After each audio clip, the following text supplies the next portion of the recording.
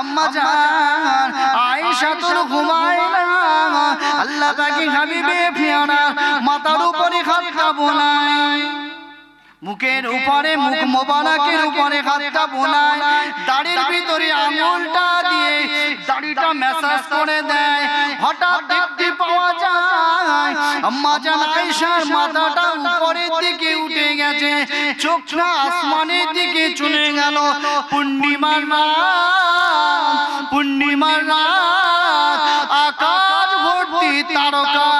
হঠাৎ দেখতে পায় আকাশ ভর্তি তারকা, কোটি কোটি কোটি কোটি তারকা। আম্মা জান আয়েশাতুল হুমায়রা, আম্মা জান আয়েশাতুল হুমায়রা হুজুরের আমাদের ছোট আম্মা জানের মনের মধ্যে অন্তরের মধ্যে একটা প্রশ্ন উদিত হলো। দয়ার নবীকে জিজ্ঞাসা করব, কি প্রশ্ন জানেন? কি প্রশ্ন জানেন? আল্লাহ পাকের হাবিবে পেয়ারা দাড়ি মোবারকটা আস্তে আস্তে মেসেজ করে দেয় আর আস্তে আস্তে বলে, ইয়া রাসূলুল্লাহ, ইয়া হাবিবাল্লাহ, আমি আয়েশা, আমার মনের মধ্যে একটা আশা। ও বিবি আয়েশা, আয়েশাতুল হুমায়রা, তোমার মনের আশাটা কি আমাকে বলো, আমি রাসূলুল্লাহ তোমার মনের প্রশ্নের উত্তর দিয়ে দেব। আরো জোরে বলেন সুবহানাল্লাহ। আয়েশা, তোমার মনের মধ্যে কি প্রশ্ন উদিত হয়েছে? কি মনের মধ্যে আশা আমাকে একটুবার বলো। আমি তোমার নবী, আমি আল্লাহ পাকের হাবিব, আমি তোমার প্রশ্নের উত্তর দিয়ে দেব ইনশাআল্লাহ। আম্মা জান আয়েশা মুচকে মুচকে হাসছে আর প্রশ্নটা করছে, ইয়া রাসূলুল্লাহ, আসমানে যতটা তারকা দেখা যাচ্ছে, এই এতটা তারকা সমান কি পৃথিবীতে কারোর এতটা নেকি আছে? বলেন না সুবহানাল্লাহ। ইয়া রাসূলুল্লাহ মুচকে মুচকে হাসছে আর রাসূলকে জিজ্ঞাসা করছে, ইয়া রাসূলুল্লাহ, আসমানে যতটা তারকা দেখা যায়, এতটা তারকা পরিমাণ পৃথিবীতে কি আল্লাহ কারোর আমলনামায় নেকি দিয়েছে? আল্লাহ পাকের হাবিবে পেয়ারা বলছে, আয়েশা, হ্যাঁ, এতটা নেকি আল্লাহ পাক আমার এক সাহাবার আমলনামায় দিয়েছে। আম্মা জান আয়েশা হৃদয়টা উৎফুল্ল হয়ে যাচ্ছে আর মনে মনে ঠিক ঠিক তাবাসসুম হাসি, মানে মুচকি মুচকি হাসছে। ঠিক ঠিক এট টাইম, ঠিক ঠিক সঙ্গে সঙ্গে আম্মা জান আয়েশা বলি, ইয়া রাসূলুল্লাহ, একটু বলেন না, এতটা তারকা সমান আপনার কোন সাহাবার আমলনামায় এতটা নেকি আছে?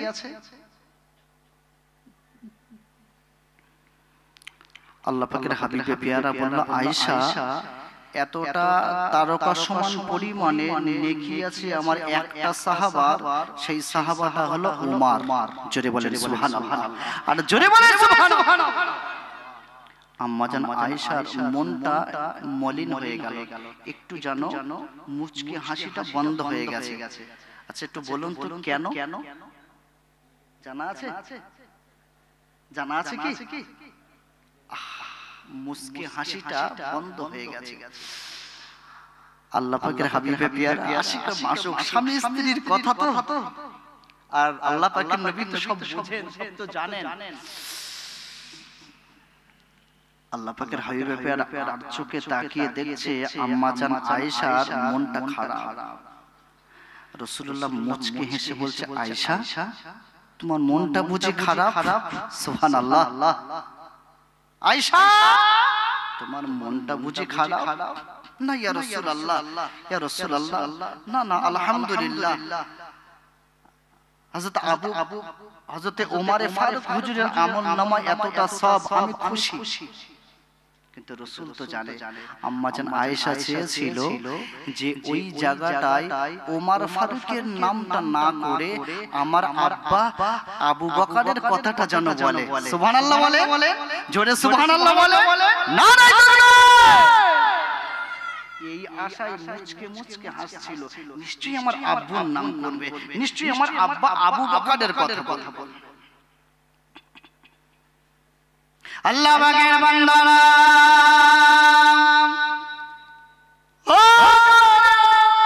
ও যুবকেরা, আল্লাহ পাকে হাবিবে পিয়ারা মুস্কে ঘেঁষে আমাদের ছোট আম্মা জান, আমাদের ছোট আম্মা জান আয়েশাতুল হুমায়রা, আম্মা জান আয়েশা থেকে তাকিয়ে বলল, ও বিবি আয়েশা রে, কেঁদো না, মনটা খারাপ করো না, না না না, এতটা পরিমাণ তোমার আব্বা আবু বকরের নামটা যদি বলতাম তুমি বড় খুশি হতে।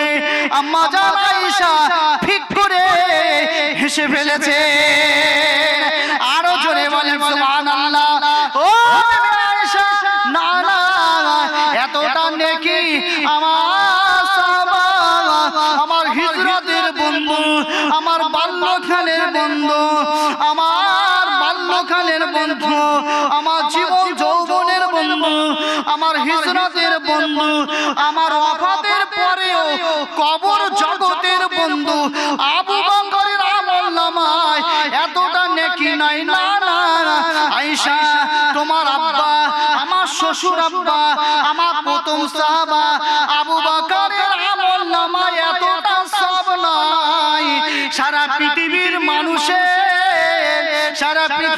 মানুষের আমি রাসূলুল্লাহ জানিয়ে দিলাম, আমার সমস্ত উম্মাহ আর উম্মতিদের আমলনামা যদি, নেকিগুলো যদি একটা পাল্লায় রাখা হয়, তোমার আব্বা, আমার শ্বশুর আব্বা, তোমার আব্বা, আমার হিজরতের সাহাবা, আমার বাল্যকালের সাহাবা, আমার কবরের সাথী সাহাবা আবু বকরের এক রাতের ইবাদত যদি দাড়ি পাল্লার ওপর দিকে রাখি, সমস্ত ঈমানদারদের আমলনামা যদি ওপর দিকে রাখি, এক রাতের ইবাদতের তুলনায় বিশ্বের মুসলমানদের ইবাদতের নেকি অনেকটা কম হয়ে যাবে।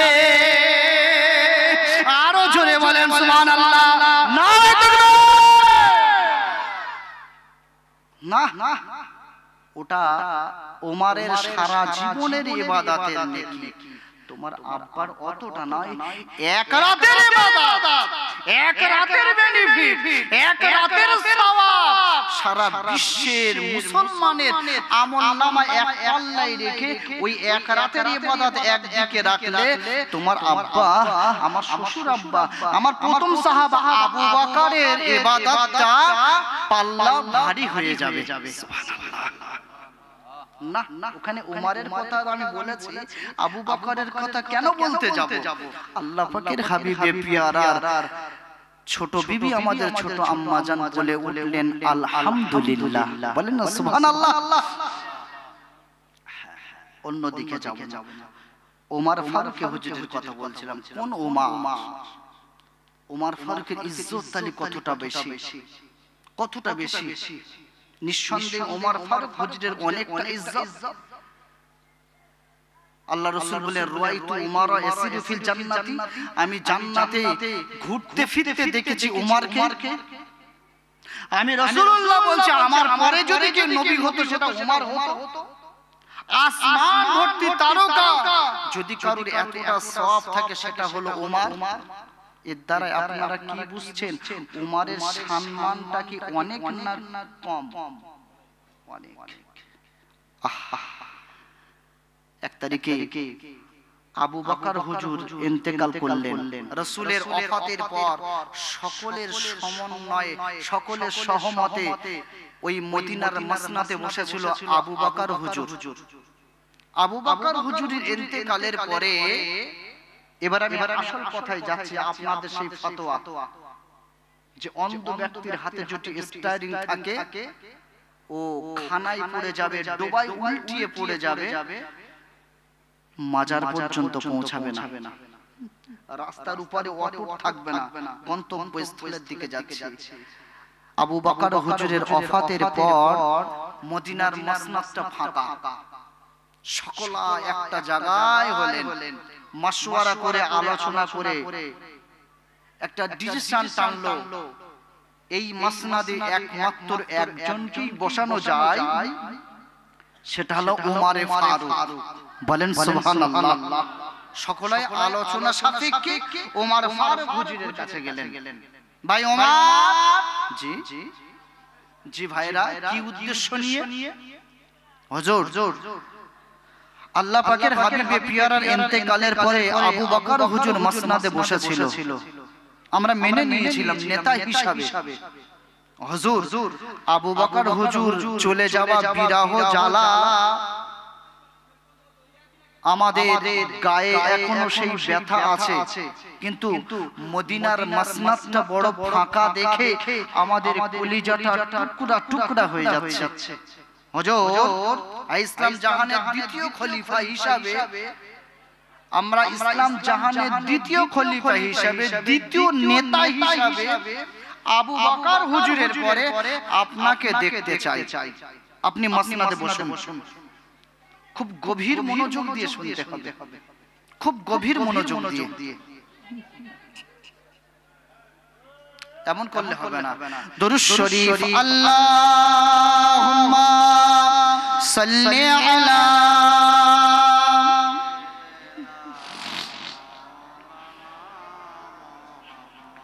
ওয়া আলা আলি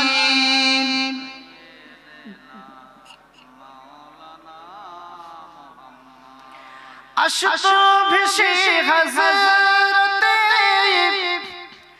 বিলালে মধুর আযান,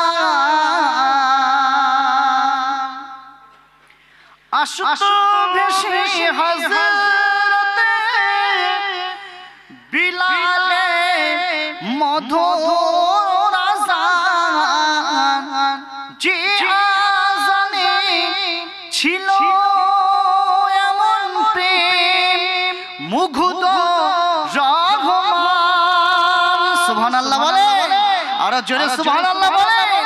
যে আযানে ছিল এমন প্রেম মুগ্ধ রহমান, দয়া নবী পিছে নামাজ, দয়া নবী পিছে নামাজ পড়লে কেমন হতো, দয়া নবী পিছে নামাজ পড়লে কেমন হতো, দুনয়নে রাসূল পাক দেখিলে কেমন হতো, জন্ম আমার নবীর যুগে, জন্ম আমার নবীর যুগে হলে কেমন হতো।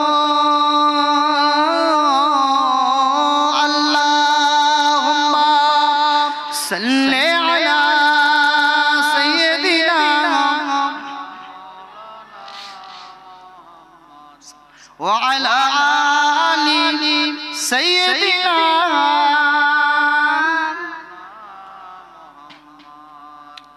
আমার জওয়ানেরা, যুবকেরা, নওজওয়ানেরা গভীর মনোযোগ দিয়ে শুনতে হবে। জি, প্রথম থেকে আমি একটু আপনাদের সার কথাগুলো স্মরণ করিয়ে দিচ্ছি, ফের ওই জায়গা থেকে শুরু করছি। তাহলে আল্লাহ পাক আমাদের ইজ্জত ওয়ালা করেছেন সব দিক দিয়ে। ক নাম্বার? এক নাম্বার বান্দা হিসাবে, এক নাম্বার উম্মত হিসাবে, এক নাম্বার সৃষ্টির সেরা, সৃষ্টির দিক দিয়ে এক নাম্বার। এ জগতে এই মুসলমান, এই ঈমানদারদের হাতে আল্লাহ পাক দিয়েছেন নেতৃত্ব, ঈমানদারদের হাতে দিয়েছে চাবুক, ঈমানদারদের হাতে দিয়েছে বিচারের খাতা কলম, বিচারের চাবুক। আজকে ওই চাবুক হাতে আর শশা হাতে নেই, একেবারে নিজের হাতের চাবুক নিজের পিঠে পড়ছে। কেন? কি জন্য? রাসূলের একটা হাদিস দেখেছিলাম, একটাই কারণ, মুসলমান যখন এই 15টা আলামতের ভিতরে কোন একটা আলামতের মধ্যে নিমজ্জিত হয়ে যাবে, মুসলমানের ভিতরে, ইমানদারদের ভিতরে যখন রাসূল বলল 15টা আলামত দেখা দেবে, তখন আসমান থেকে আর আল্লাহ পাকের মদদ আসবে না, আল্লাহ পাকের গজব নাজিল হবে, জালিম বাদশা নিযুক্ত করে দিয়ে এই মুমিনদেরকে, এই মুসলমানদেরকে আল্লাহ শায়েস্তা করবে। এই তো মূল কথাটা বললাম। কেন আল্লাহ সবচেয়ে দিয়ে 1 নাম্বার করেছেন, আল্লাহ বলে মুমিনদের হেল্প করা, সহযোগিতা করা, সাহায্য করে, এটা আমার একান্ত কর্তব্য, কিন্তু আমরা সাহায্য পাই না। তার নজির ফিলিস্তিনের দিকে তাকালে মুসলমান মার খাচ্ছে, আপনি দিল্লির দিকে তাকান মুসলমান মার খাচ্ছে, আপনি কাশ্মীরের দিকে তাকান মুসলমান মার খাচ্ছে, আপনি মায়ানমারের দিকে তাকান মুসলমান মার খাচ্ছে, বেশি দূরে নয়, আপনি পশ্চিম বাংলার দিকে তাকান মুসলমান বেইজ্জতি হচ্ছে। কেন? এই 15টা আলামতের মধ্যে কোন আলামত আমাদের মধ্যে ঢুকে গেছে কিনা সেইটা একটু চালনি দিয়ে চালা হচ্ছে। সেই আলামতের 1 নম্বর আলামত একটু বর্ণনা করছি। 1 নম্বর আলামতটা কি? যোগ্য ব্যক্তি যোগ্য সিংহাসন পাবে না, অযোগ্য না যোগ্যতা সিংহাসন দখল করবে।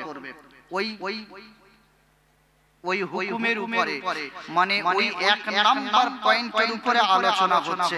দ্বিতীয় পয়েন্টে পরে আসছি। বলতে বলতে ওমর হুজুরের কথা বলছিলাম, অনেকটা তার বর্ণনা শুনলাম, যা দ্বারা বোঝা গেল ওমর হুজুরের যোগ্যতা কম নাই, তিনি উপযুক্ত যোগ্যতা সম্পন্ন ব্যক্তি। তাই রাসূলের ওফাতের পরে আবু বকর হুজুর মসনদে বসেছিল, আবু বকর হুজুর ওফাত নিয়েছে, সমস্ত মদিনাবাসীরা একত্রিত হয়ে এবারে ওমর ফারুক হুজুরের কাছে এসেছে। এটাই তো বলছিলাম। জি ওমর ফারুকের হুজুরের কাছে এসে বলছে, হুজুর আবু বকর হুজুর তো ইন্তেকাল করেছেন, ওফাত হয়ে গেছেন, এখন এই মসনদে আপনাকে বসতে হবে। যেই বললেন ওমর ফারুক হুজুর সঙ্গে সঙ্গে কেঁদে ফেললেন। ভাইরা, তোমরা আমাকে কি দায়িত্ব দিচ্ছ? না, এই দায়িত্ব আমি বহন করতে পারবো না, আমার এতটা যোগ্যতা নেই, আমি পারবো না। আমি ওমর এতটা যোগ্যতা আমার ভিতরে নেই যে মদিনার মসনদে বসবো, যে মসনদে আল্লাহ পাকের হাবিবে পিয়ারা বসেছিল, যে মসনদে আবু বকর হুজুরের মতো একটা নক্ষত্র বসেছিল, ওই মসনদে আমি ওমর কেমন করে লবাবি দেব, কেমন করে আমল ঘোরাবো? হুজুর আমরা জানি না, আপনাকেই বসতে হবে। জোর প্রেসার ক্রিয়েট, খুব জোর করে ওই মসনদে বসিয়ে দিয়েছেন। এই মসনদ একমাত্র আপনার জন্য খাস, কেননা রাসূলুল্লাহ এই যে হাদিসগুলো বললাম, এই হাদিসগুলো সেদিন তুলে ধরেছিল, একমাত্র আপনি আছেন, আর কেউ নেই।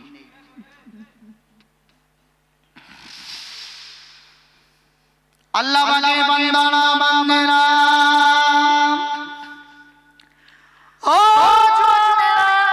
ও যুবকেরা, ও আল্লাহ পাগলেরা, 2024 সালের তোমরা দিওয়ানা, তোমরা হাবিবে পিয়ারা দিওয়ানা সেজেছো, আমরা আল্লাহ হাবিবে পিয়ারা দিওয়ানা সেজেছি। আজকে আমরা হাবিবে পিয়ারার মহব্বত করি, আর সত্যই আমরা মহব্বত করি।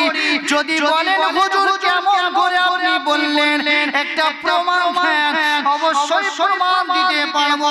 এই প্রখর শীত, এই চরম শীত পড়েছে, যারা বাইরে আছে তারা বুঝতে পারছে, যারা সাইকেলে প্যাডেল করছে তারা বুঝতে পারছে, যারা বাইকে যারা পিকআপটা টেনে রাস্তাঘাটে চলছে তারা বুঝতে পারছে। আমরা তো একেবারে একটা কৌটো মতো একটা প্যান্ডেলের মধ্যে ঢুকে গেছি, কিছু বুঝতে পারছি না।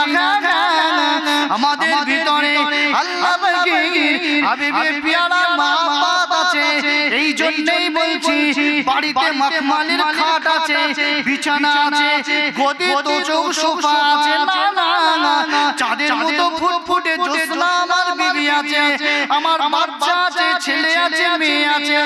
ও হাবিবে প্যারা দিওয়ানারা, নিশ্চয় আপনারা আল্লাহ পাকের হাবিবে প্যারাকে ভালোবাসেন, তাই 70,000 টাকা দামের খাট, 20,000 টাকা দামের খাট, 25,000 টাকা দামের খাট, মখমলের বিছানা, গদি, তোশকের উপরে লাথি মেরে আজকে এই পাইপাড়া জমিনে, এই মাটিতে চাটার উপরে, বিছানার উপরে, তিরফুলের উপরে বসে মাটির একটা ঠান্ডা, আসমানের একটা ঠান্ডা, সাইড দিয়ে ভেসে আসে একটা ঠান্ডাকে উপেক্ষা করে চাবুকের মতো বসে একেবারে চতুর্দিক দিয়ে হাওয়া আসার পরেও আপনারা চাতক পাখির মতো আল্লাহ পাকের আলিমদের দিকে তাকিয়ে আছেন।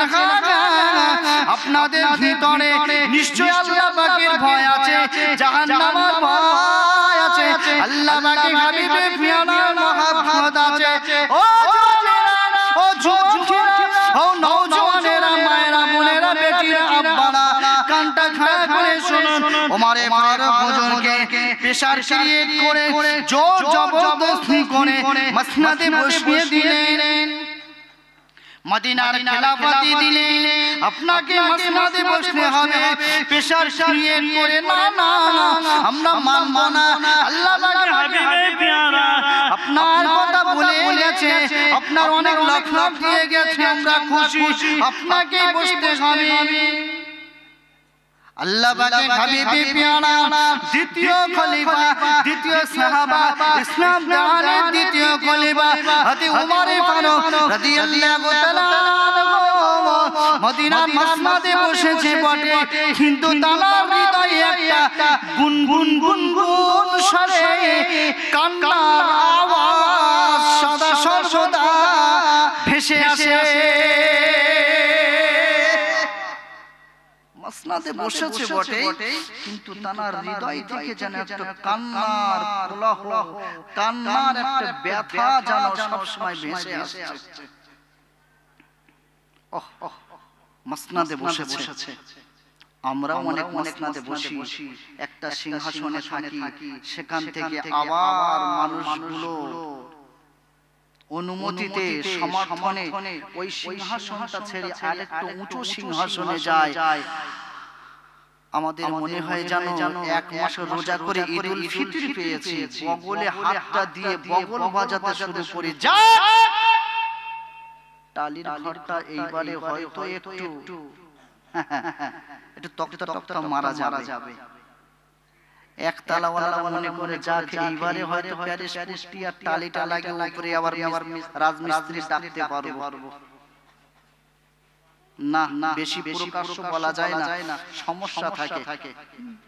জি, বেশি ভেঙে চুরি আর বলা যায় না, বলতে গেলে সমস্যা। কেন কেন আমার অর্থের বল আছে, আমার বংশের বল আছে, আমার মার্সেলের বল আছে, আমার রক্তের এখন স্পিরিট আছে। সাদ্দাদের কম ছিল বলে মনে হয়, আপনারা কি বলবেন? সাদ্দাদের অর্থ কারুনের, নমরুদ, ফেরাউন, সাদ্দাত, আবু জাহেল, আবু লাহাব, অর্থ কম ছিল না, বংশের বলও কম ছিল না, বাহুবলও কম ছিল না, সব একের পর এক উত্তর দক্ষিণ ঠান্ডা হয়ে গেছে। সাদ্দাত তো বাহাদুরি করতে করতে আল্লাহর জান্নাতকে উপেক্ষা করে নিজে জান্নাত বানিয়েছিল। আব্বা একটু বলবেন, ওই জান্নাতের দেখা হয়েছিল? ছি ছি ছি, মুসলমান আমি সব নাকি? ওমরে ফারুক হুজুরকে যখন মসনদে বসিয়েছে শুধু কাঁদছে, আল্লাহ আল্লাহ, আমি এই বড় দায়িত্ব কি করে পালন করব? এত মানুষগুলো সমর্থন দিয়ে আমাকে সিংহাসনে বসিয়েছে। শুধু চেষ্টা, শুধু একটুখানি রিসার্চ করবেন। আপনারা বলেছেন অন্ধ ব্যক্তির হাতে যদি স্টিয়ারিং দেওয়া হয় খানায় পড়ে যাবে, মাজার পর্যন্ত পৌঁছাবে না। ঠিক জায়গায় যাচ্ছে কিনা দেখবেন। শোনা চলেরা, জওয়ানেরা, যুবকেরা, ও আমাকে বান্দারা,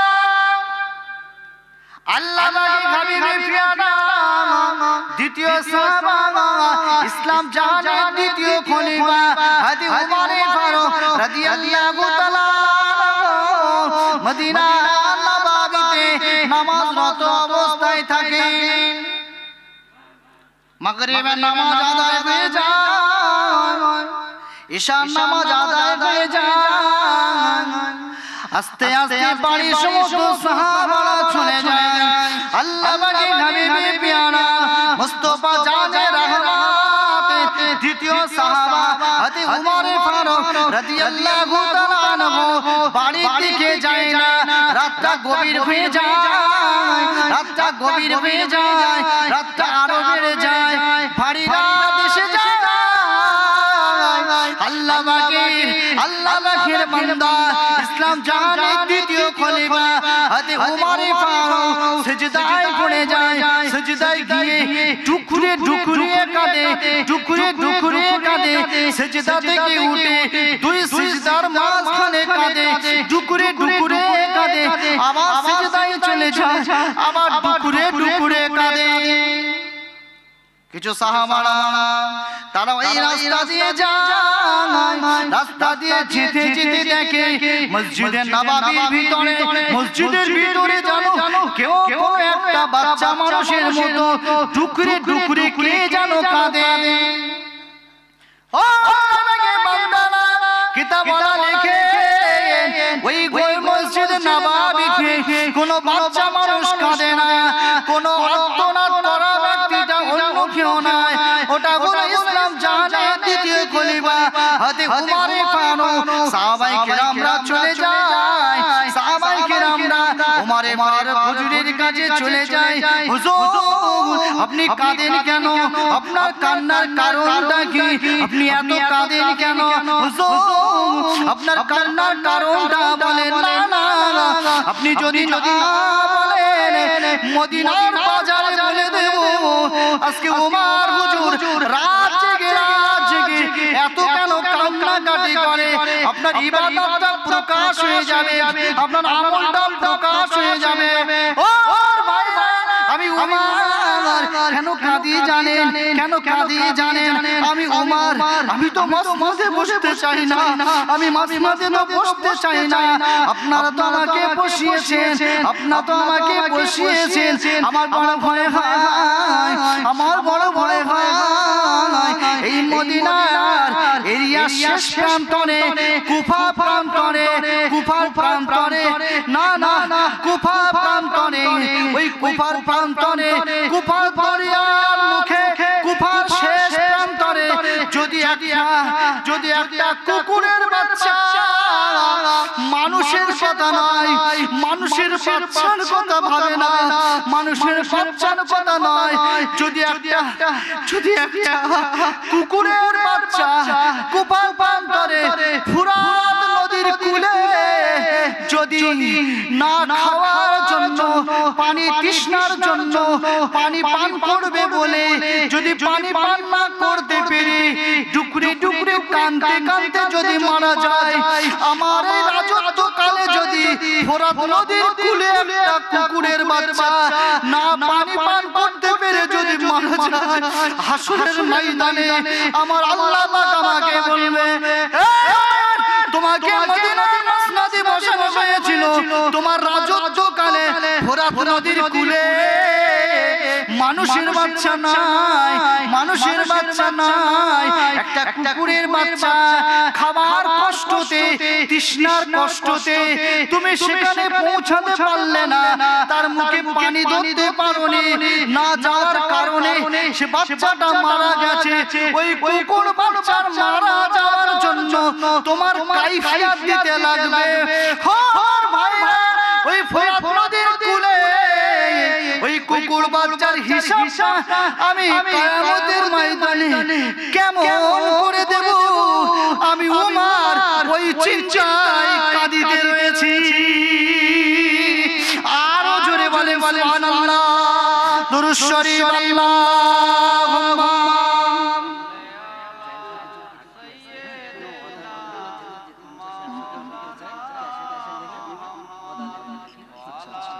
ঠিক ঠিক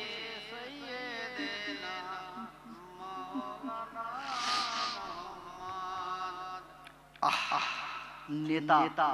ভাই ভাই এই পর্যন্ত যতটুকু ওমর হুজুরের কথা শুনলেন, গাড়িটা ঠিক যাচ্ছে বলে মনে হয় না, একটু টলছে, একটু টলাটলি হচ্ছে কি? ঠিক যাচ্ছে? ঠিক যাবে, ঠিক যাবে। চোখওয়ালা ড্রাইভারের হাতে মদিনাবাসীরা স্টারিংটা ধরিয়ে দিয়েছে। হুজুর কাঁদবেন না, আপনার কান্না আমরা সহ্য করতে পারি না, আপনি কাঁদবেন না। মদিনার মসনদে বসে আছে, মদিনার মসনদের নেতা বসে আছে, যোগ্য ব্যক্তি বসে আছে, যোগ্যতা সিংহাসনে যোগ্য ব্যক্তি বসেছে, অযোগ্য বসেনি। গভীর রাত, ভারী রাত, নিশুতি রাতে ওমরে ফারুক হুজুর আরামের বিছানায় মাথা লাগায় না, সুবহানাল্লাহ বলেন। রাত জেগে মদিনার অলিতে গলিতে দেখতে থাকে কার কি কষ্ট, কার কি কোনো আত্মনাদ আছে কিনা, কার কোনো কষ্ট হচ্ছে কিনা, কে কিভাবে আছে, কে কোনো পেরেশানিতে আছে কিনা। তিনি দেখতেন মদিনার অলিতে গলিতে রাস্তায় ঘুরে বেড়াতেন। সুবহানাল্লাহ।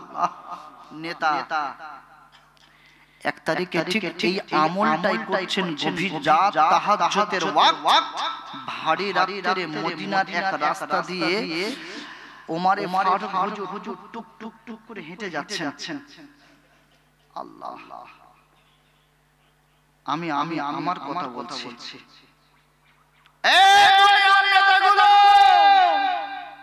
আমি আমার কথা বলছি, তোমাদের কথা বললে বড় গায়ে ফসকা পড়ে যায়। তোমাদের কথা বললে গায়ে ফসকা লাগে, তোমার কথা না, আমি আমার কথা বলছি। আমি যদি দিনের বেলা যাই, রাতের বেলা নাই, আমি দিনের বেলা যদি একটা রাস্তা দিয়ে যেতে চাই, আমার ডান হাতে একটা সিকিউরিটি, বাম হাতে একটা সিকিউরিটি, পিছনের সিকিউরিটি, সম্মুখের সিকিউরিটি থাকে না। 8টা 10টা সিকিউরিটি নিয়ে আমাকে এগিয়ে যেতে হয়। কেন? মানে আমি বোঝাতে চাই যে এই জনগণ, তোর রক্ত এতটা চুষা আমি চুষেছি, তুই যদি আমার একা পাস, ওই সিরিঞ্জ ইনজেকশন দেয় ডাক্তার, ওই সিরিঞ্জে হবে না, যেখানে পাবি সেখানে আমাকে জবাই করে রক্ত প্রতিশোধ তুলে নিবে। ওই সিরিঞ্জে আসবে না, মানে আমি এত চুষা চুষেছি।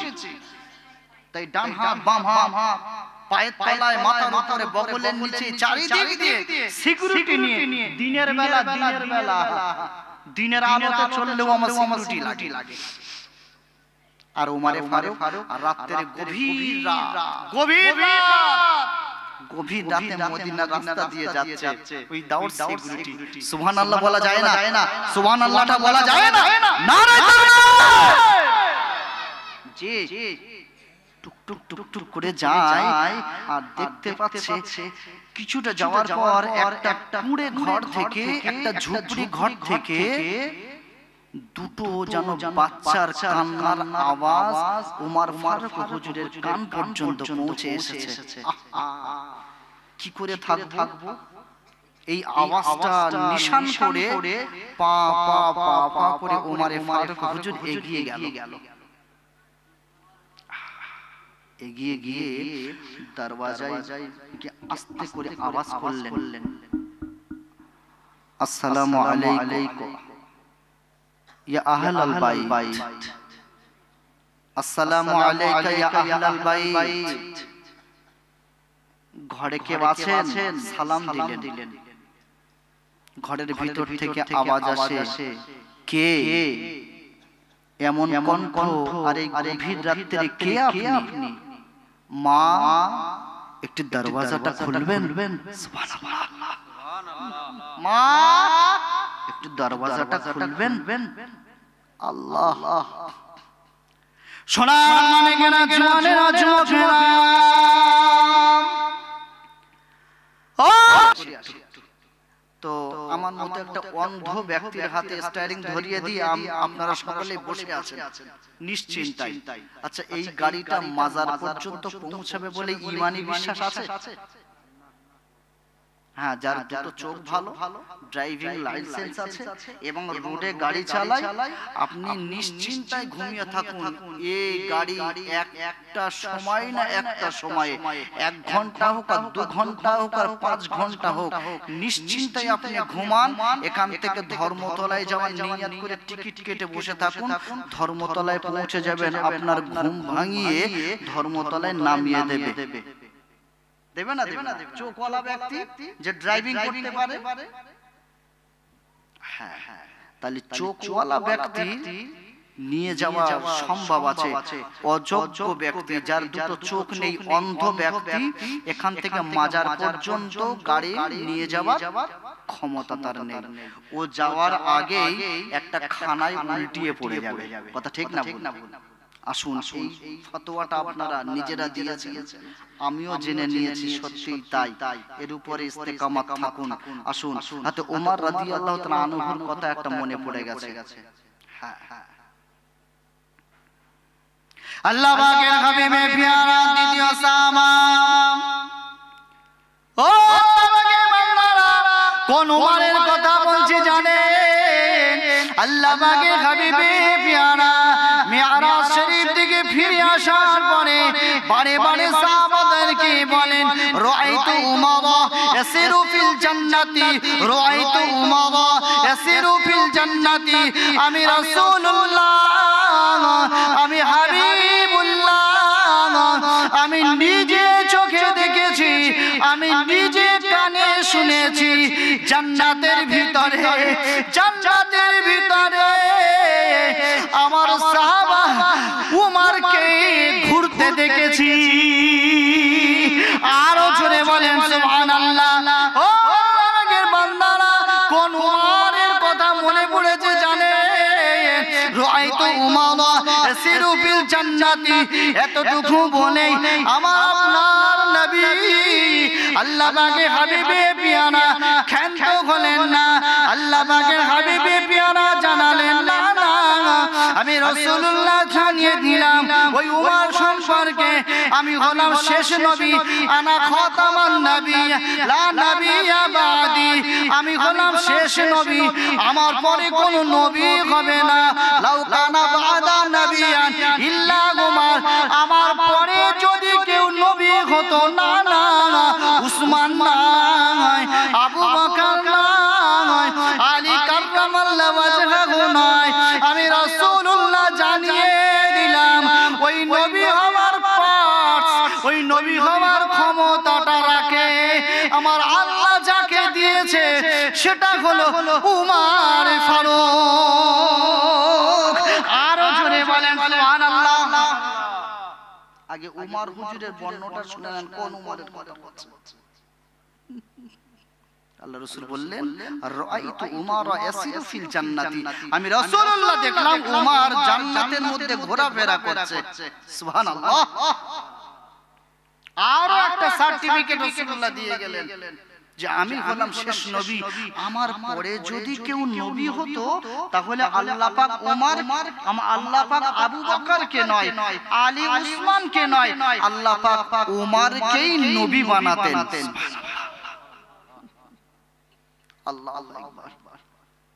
আরো একটা নজির না, আম্মা জান আয়েশাতুল হুমায়রা ঘরেতে বসে আছে, আল্লাহ পাকের হাবিবে পিয়ারা কলেমা প্রচার করে বাড়ি আসলেন। আল্লাহ পাকের হাবিবে পিয়ারা আমাদের